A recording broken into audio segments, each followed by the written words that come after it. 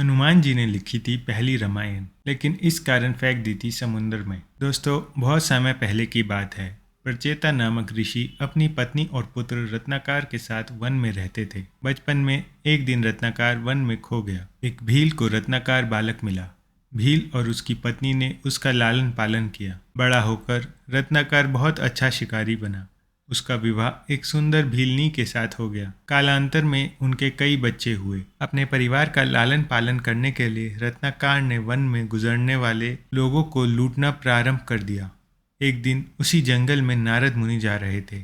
डाकू रत्नाकर ने उन्हें पकड़ लिया, पर नारद बिल्कुल न डरे। यह देखकर रत्नाकर आश्चर्यचकित था। नारद ने उससे ऐसे गलत कार्य करने का कारण जानना चाहा। रत्नाकर ने कहा कि यह सब वह अपने परिवार के भरण पोषण के लिए करता है। नारद ने उससे पुनः पूछा कि क्या उसके परिवार के लोग लूट के माल के साथ साथ उसके पाप के भी भागीदार होंगे। यह सुनकर रत्नाकर दुविधा में पड़ गया। नारद ने उससे घर जाकर यह पूछने के लिए कहा। घर जाने के पश्चात रत्नाकर ने अपनी पत्नी और बच्चों से जानना चाहा कि जैसे वे लूट के माल के हिस्सेदार होते हैं, उसी प्रकार क्या वह उसके पाप के भी भागीदार होंगे। पूरे परिवार का कोई भी सदस्य पाप का भागीदार बनने को तैयार नहीं था। यह सुनकर रत्नाकर परेशान हो गया। वह नारद के पास गया।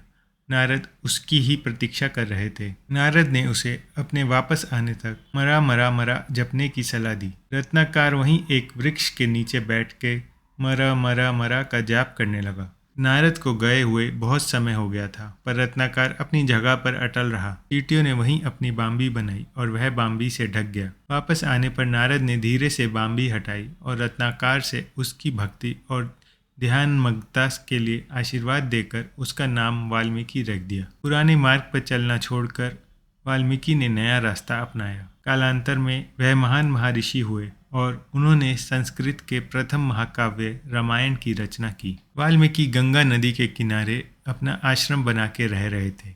एक दिन नारद मुनि वाल्मीकि के आश्रम में पधारे। वाल्मीकि ने उनका सुंदर अभिनंदन कर उनसे पूछा, संसार में सवगुण संपन्न, वीर, सत्यवादी, दृढ़वर्ती, विद्वान तथा धैर्यवान राजा कौन है?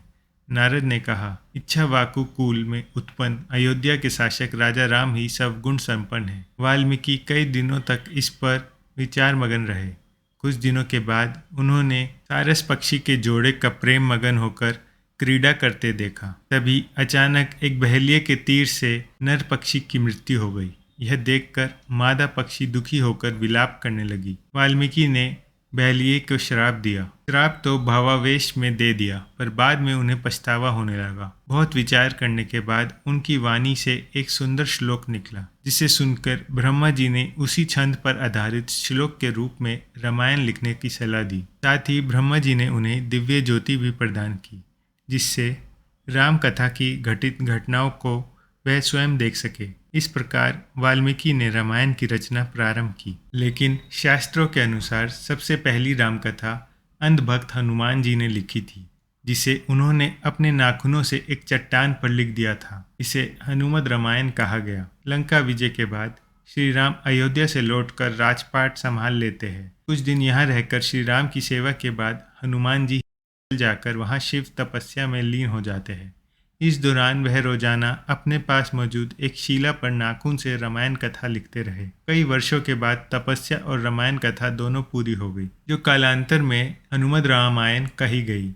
इसके बाद महर्षि वाल्मीकि ने वाल्मीकि रामायण लिखी और उसे मन में लेकर भगवान शिव को समर्पित करने के लिए कैलाश धाम पहुँच गए। यहाँ उन्हें पहले ही हनुमान जी मौजूद मिले, जहाँ शिला पर नाखूनों से उकेरी हनुमद रामायण देखकर वह निराश हो गए। बजरंग बली ने उनसे मायूसी की वजह पूछी तो महर्षि ने कहा कि मैंने कठिन परिश्रम से रामायण लिखी, लेकिन आपकी रामायण देखकर लगता है कि अब मेरी लिखी रामायण का महत्व नहीं है। आपने वह सब कुछ लिख दिया है जिसके आगे मेरी रामायण कहीं नहीं टिक रही। यह सुनकर हनुमान जी ने कहा कि महर्षि वाल्मीकि चिंता ना करे। इतना कहकर बजरंगबली ने हनुमद रामायण लिखी शिला एक कंधे पर तो दूसरे पर महर्षि वाल्मीकि को बिठा लिया। हजारों मील दूर ले समुद्र में उन्होंने अपनी लिखी हनुमद रामायण राम को समर्पित करते हुए फेंक दी। महर्षि वाल्मीकि ने कहा कि राम भक्त आप धन्य हैं। आपकी महिमा के गुणगान के लिए मुझे एक और जन्म लेना होगा। मैं वचन देता हूँ कि कलयुग में एक और रामायण लिखने के लिए जन्म लूँगा। वह रामायण आम लोगों की भाषा में होगी। माना जाता है कि कलयुग में रामचरितमानस लिखने वाले गोस्वामी तुलसीदास जी महर्षि वाल्मीकि का ही दूसरा जन्म थे। रामचरितमानस लिखने से पहले उन्होंने हनुमान चालीसा लिखी। फिर हनुमान जी का गुणगान करते हुए उनकी प्रेरणा से अपनी रामचरितमानस पूरी की। कालिदास के काल में एक पट्टालिका समुद्र किनारे मिली तो उसे सार्वजनिक जगह रख दिया गया, जहां विद्यार्थी उस पर लिखी लिपि समझे और पढ़ सके। समझा जाता है कि कालिदास ने उसे समझ लिया था। वह जान गए थे यह पट्टिका हनुमान जी की लिखी हनुमद रामायण का ही एक अंश है, जो समुद्र के पानी के साथ बहते हुए उन तक पहुंच गई थी। तो दोस्तों, कैसी लगी आपको यह कहानी? जाते जाते कमेंट में जय श्री राम लिखना ना भूलें।